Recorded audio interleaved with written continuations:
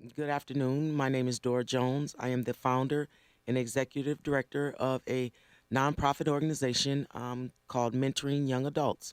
We are celebrating our 10 years of service to our community youth and families in Ramsey, Dakota, and Washington County. MYA started in 2006, and how we started is I returned from Arizona and I had a book in my hand. And when I returned home, I did several book signings. The name of my book is Divided Souls. I rode down the street one day and I seen this young lady sitting on a porch with two bags of her clothing, crying, looking very, very depressed and hopeless and nowhere to go. And because I knew her family, I pulled over and I asked her what was wrong. And she said that she had just graduated out of high school. She got into it with her mother. Her mother threw her out. She went to live with her grandmother. That didn't work out. She also went to live with some of her friends, and that also didn't work out. So she was stuck, didn't know where to go and where to turn. And I told her, and I looked in her face, and it just looked so helpless. And I told her I would help her. And so I took her to my house and I let her stay with me for 10 days. And in 10 days, I got her a job and housing in 10 days. And to this very day, that young lady is still in college, going to be a nurse. She's been on her feet ever since, and she hasn't looked back. I am absolutely proud of her. But in the meantime, as she was getting her life in order, she called me and said, Miss Dora, I have a friend that needs help too. Can you help her? And so I talked to her friend in the same scenario, had graduated out of high school, didn't know where to turn. And I said, I'll help you, but I can't guarantee it's going to be 10 days. But it took us about 45 days to get her on her feet. We went through the same process, got her a job, got her into housing, and she is now currently herself still in college. And that right there just let me know that there was a chance to be able to help young people transition from childhood to adulthood and make that transition a smooth transition for them. Because I know when I was coming up as a young girl, there was, after you graduate out of high school and between the ages of 18 to 21, 22, there's no resources and no one to help you make that transition from childhood to adulthood. And I realized that we lose a lot of our young people in between those ages. We lose them to crime, prison system, the welfare system, drugs and alcohol, prostitution. So I took it upon myself to just begin to help some of these young people transition from childhood to adulthood and make that a smooth transition for them. And in that period of working with those young adults, I realized that 18 is I it's too late. I had to try to really reach these young people at 14. And then I realized 21 is not long enough. Some of these young people think that 21 and 22 they're grown, and they really aren't. So I said I'll go all the way out to 25. So I began to do the work and work with young adults from 14 to 25 in all areas of life to help them be self sufficient and successful in life and get through high school and get a good education. And then some of the young men said, well, Miss Dora, can you help us too? You're helping women. And so I decided, yeah, there is a need to help our young men as well. So that's when Mentoring Young Adults formed its name and began to form its own personality. And as I was doing the work with young people, and I was working hard, diligently hard to keep them in school, because I absolutely believe that education is our only key out of poverty, our only way to be able to produce stable families, educated families, successful families, and that's only through education. So I piled into education a lot and really ran that home with our young people. And some of the young people would come to me on Saturday and say, well, Miss Dora, I can't get my homework done because our lights are out. And then a couple of young people would say, well, Miss Dora, it's taking me 3 buses to get to school, so I'm late every day because we got to live with our grandmother now. So I realized in order for me to help stabilize young people, I had to start doing housing. And I had to incorporate housing into our program to be able to stabilize families.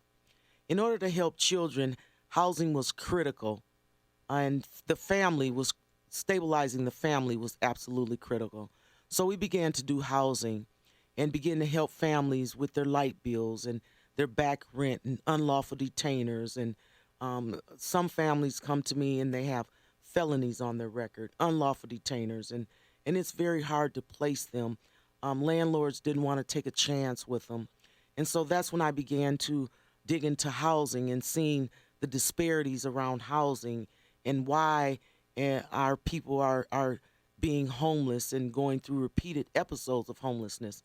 Not only because they're living below the poverty line financially, but because of the barriers that have been put in their way, such as the felonies.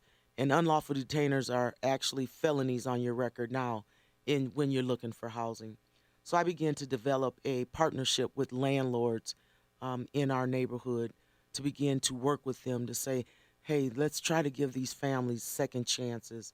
Let's work with the families to change some things that they're doing in their lives so they don't go through repeated episodes of homelessness. So that's kind of like a bird's eye view of how MYA started, why we started, how we ended up doing housing. Now housing at this point is taking over almost 75% of our workflow in our office. It's critical to help young people get housing. I remember one young man came to me. He had been with me for several months working up under my wing, and I'd been doing one-on-ones with him, and his pride was so strong that I never knew that this young man was homeless. And I did a one-on-one with him one day, and he told me, he said, Miss Dora, I used to work for Subway, and I know how to get into their ventilation system. And every night when they close down, I climb through their ventilation system, and I go in and I sleep in the store until about 5 or 6 in the morning when the manager comes in and I creep back out. That's where I've been sleeping at for the last 3 months. And it hit me in my heart and in my stomach, and it just touched me so much when he told me that story that it made me say I absolutely, positively have to begin to work with young people around homelessness. I did not realize that there were so many young people out there that were homeless, that they come out of the foster care system, and they weren't ready for the real world and being self-sufficient in their lives. They come from broken homes. They come from runaways. They come from drug-addicted families that they just can no longer live there. And so I had to begin to focus on helping our young people come up out of homelessness. We've got young people that were riding on the buses all night just to stay warm, to have a place to sleep. So that was a critical part of the work that we began to do is homelessness.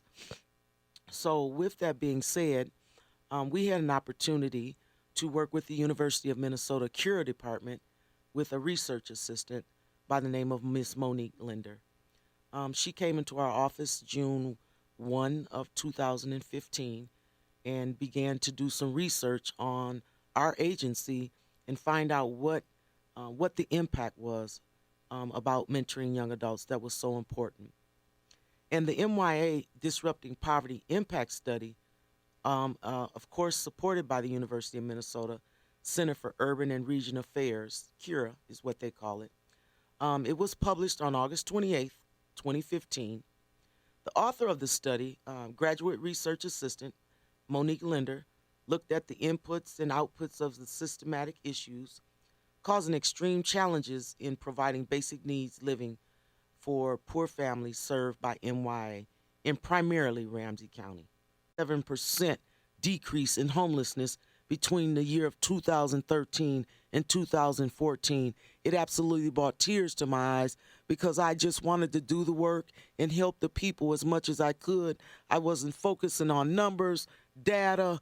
I didn't really care about that. I just wanted to make sure that our people were off the street, that these families were being saved, that they weren't living in shelters and out here in the cold weather with nowhere to go.